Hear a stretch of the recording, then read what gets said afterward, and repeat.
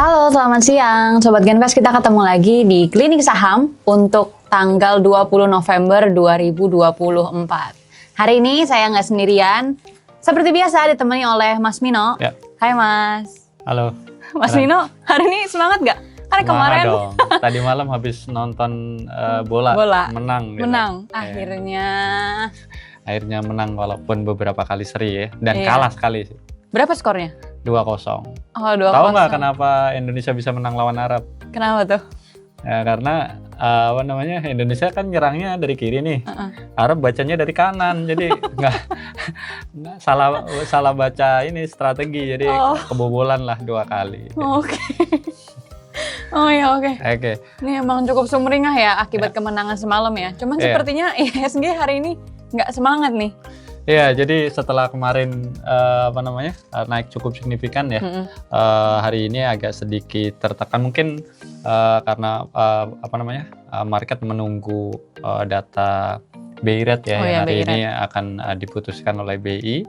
Dan kalau kita lihat konsensus sih sebenarnya memang BI Rate akan kemungkinan besar akan dipertahankan ya di level 6% karena kita tahu belakangan ya rupiah itu mengalami tekanan bahkan sempat 15.900 kalau nggak salah ya, 15.900, dan itu tentunya menjadi prioritas BI untuk istilahnya stabilisasi rupiah ya. Caranya salah satunya ya dengan tetap mempertahankan suku bunga gitu. Tapi nanti kita akan lihat apakah BI sesuai konsensus atau tidak. Ternyata udah keluar nih Sharon. Jadi untuk BI Rate ini tetap ya sesuai ekspektasi dipertahankan di level 6% gitu. Jadi memang ya harusnya ini sih nggak membuat kejutan ya di market. Artinya ya maksudnya harapannya respon di market juga tidak terlalu negatif ya karena ya udah diprediksi. Nah, ngomong-ngomong soal market, mungkin Sharon bisa menyampaikan nih untuk statistik di sesi pertama tadi seperti apa? Oke, untuk statistik ya. Tadi itu sebenarnya untuk di sesi 1 perdagangan ya, memang IHSG awalnya sempat dibuka hijau ya Mas ya. Cuman akhirnya emang ditutup melemah nih di minus 0,06%, dimana memang kalau nilai transaksinya itu cenderung nggak cukup besar ya di 4,3 triliun nih. Dan di samping itu mungkin untuk sektor-sektor yang mengalami pelemahan tuh cukup banyak. Sebenarnya hanya ada satu sektor ya yang hari ini manggung, itu banking. Kalau kita perhatiin hari ini pada rebound nih, BCA, BRI, Mandiri, dan juga tadi BNI juga. Cuman ya emang kalau di sesi 2 sekarang cuma tinggal BBCA doang nih ya. Nah, kalau untuk sektor keuangan tadi itu menguat 0,6%. Nah, di mana sisanya itu mengalami pelemahan nih. Kalau untuk pelemahan yang paling minim itu mungkin dari energi ya, cenderung lebih ke arah konsolidasi. Lalu di samping itu kalau yang paling melemah itu ada transportasi di 0,70%, kemudian teknologi di 0,68%. Dari diberatin sama Goto lalu Buka juga ya, emang terpantau juga koreksi nih setelah mungkin beberapa hari lalu juga menguatnya cukup signifikan ya. Soalnya kemarin menjadi salah satu sektor dengan penguatan terbesar ya, kalau nggak salah di atas 2% lah. Jadi ya cukup wajar. Biasanya memang kalau di market kita itu kalau sehari naiknya signifikan, hari berikutnya ada koreksi dikit gitu. Koreksi sehat ya. Jadi tidak selalu langsung berlanjut ya penguatan sahamnya. Kemudian juga kalau kita lihat tadi sektor infrastruktur juga sama ya. Ini kemarin kan naiknya juga cukup signifikan karena ada salah satu saham yang naiknya cukup tinggi dan bobotnya cukup besar yaitu Telkom. Tapi hari ini kelihatannya juga koreksi ya. Jadi ada profit taking juga gitu. Nah, itu untuk dari sektornya ya. Mungkin selain itu juga dari bahan baku itu juga terkoreksi ya di minus 0,19%. Lalu kesehatan nih juga kemarin tadi pagi ya, itu juga mengalami pelemahan di 0,3% ya. Dimana memang kalau kita perhatiin tadi tuh sebenarnya melemah. Cuman ada beberapa saham-saham yang menarik nih, kayak contohnya Kalbe. Dimana memang mungkin hari ini ya, tadi pagi tuh sebenarnya untuk dari sisi rupiah kita sempat menguat ya Mas ya. Dimana emang kalau kalbe yang mungkin kita bisa bilang sektor kesehatan ya, itu cukup diuntungkan sebenarnya kalau misalkan rupiah itu menguat, karena mayoritas itu bahan bakunya kita impor. Jadi kalau USD-nya naiknya cukup signifikan, nah itu mungkin akan membebani untuk dari bahan pokoknya ya, atau obat-obatan yang dijualnya. Nah itu untuk dari sektor-sektornya nih. Nah mungkin Sobat Genvest kita mau jawab pertanyaan dari Sobat Genvest untuk di klinik saham kali ini nih. Kira-kira kalau ada pertanyaan bisa banget tanya di kolom Q&A. Kalau maunya via call juga bisa langsung diskusi sama kita ya. Nah kalau untuk dari pertanyaan, nah ini ada pertanyaan pertama nih Mas. Dampak BI rate-nya gimana dok ke pasar? Ada dampaknya nggak ke sektor-sektor terkait? Ya, ya sebenarnya udah dari lama sebenarnya kita mengharapkan adanya pemangkasan suku bunga ya. Tentunya harapannya biar dari sisi cost of fund itu bisa turun, tapi tentunya stabilisasi rupiah juga penting gitu. Jadi itu juga salah satu indikator makroekonomi. Jadi kalau misalnya ekonominya dalam keadaan stabil atau bagus, ini juga akan positif secara keseluruhan ya. Jadi harusnya sih karena ini sesuai dengan konsensus juga, ini harusnya sih tidak menimbulkan sentimen negatif ya di market kita. Oke, iya karena emang tadi seperti yang udah kita singgung di awal ya, untuk BI rate itu untuk di bulan November ini tuh akhirnya stay sesuai sama konsensus. Nah mungkin ini kita langsung ke pertanyaan selanjutnya nih ya. Gimana view IHSG nih? Apa udah ada tanda-tanda rebound ya? Oke, IHSG. Ini IHSG emang kalau kita bisa bilang 2 minggu ya. 2 minggu, 3 minggu terakhir itu emang cukup murung ya kalau bisa dibilang ya. Karena turunnya emang cukup signifikan, cuman emang dari minggu kemarin kalau kita perhatiin itu udah ada pantulan-pantulan. Tapi sepertinya pantulannya belum kuat ya kalau kita perhatiin. Minggu lalu tuh berhasil mantul di area 7.260. Nah kalau minggu ini sepertinya ngebuat support di area 7.130 nih. Dimana emang sebenarnya next supportnya itu ada di area 7.000. Sebenarnya ada potensi dia balik ke 7.000, cuman memang kalau kita perhatiin ini udah 3-4 hari lah ya Mas ya. Ini emang cukup ngebentuk support di area 7130 dan ini nampaknya ada potensi untuk rebound, cuman mungkin bisa diperhatiin aja.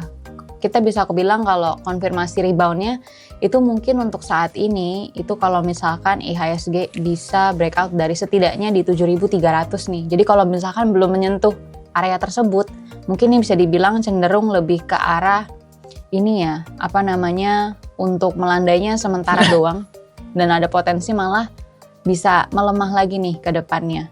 Nah itu ya kalau untuk IHSG mungkin yang bisa di watch itu area 7.000 nih. Itu untuk resist terdekat dan kalau untuk dari estimasi atau konfirmasi lah ya untuk rebound itu setidaknya harus breakout dari 7.300. Mas Mino ada ini, Mas Mino tambahan? Untuk IHSG ya, ya jadi boleh dibilang IHSG ini dalam kondisi agak kritis sih di persimpangan antara dia mau ngetes area supportnya atau rebound ya. Jadi kita perlu kepastian dulu sih sebenarnya untuk 1, 2, 3 hari ke depan. Jadi apakah ini udah bottom di level yang kemarin ya sempat di 7130-an ya kalau nggak salah ya. Itu apakah bottomnya atau bukan gitu. Karena ya secara teknikal sendiri sebenarnya masih ada ruang sedikit ya untuk koreksi lagi gitu. Jadi perlu konfirmasi lah karena memang kalau di teknikal itu kalau kita ngelihat ya itu perlu konfirmasi dulu untuk benar-benar bilang bahwa ini udah reversal atau belum gitu. Iya, betul. Nah mungkin kita lanjut lagi nih Mas. Ada pertanyaan nih, Dok, Big Banks, BBCA, BBRI, BBNI, BMRI, sekarang saatnya all in atau gimana nih Dok?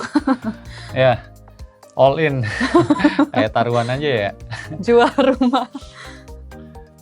Jadi kalau kita lihat sih sebenarnya ya untuk saham-saham perbankan big cap ya secara valuasi itu sebenarnya udah cukup murah ya teman-teman karena boleh dibilang ini koreksinya kan udah cukup dalam ya. Iya. Jadi kalau teman-teman ingat beberapa waktu yang lalu ya, ini investor asing itu keluar dari market kita itu dalam jumlah yang cukup besar ya, bahkan rata-rata sehari itu bisa 1 triliunan loh.